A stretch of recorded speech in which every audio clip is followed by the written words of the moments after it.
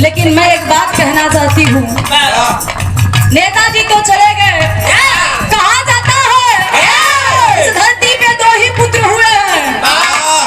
कौन? एक गंगा पुत्र भीष्म और दूसरा धरती पुत्र मुलायम।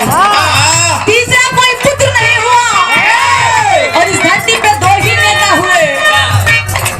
एक देश के लिए अपने जान की कुर्बानी दिए, आजादी के लिए सुभाष चंद्र नेताजी, और दूसरे हमारे आदरणीय मुलायम सिंह यादव नेताजी।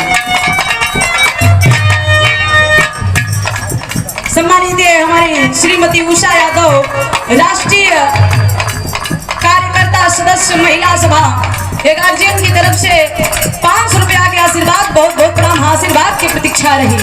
यही से हम एक बात कहिला कि आज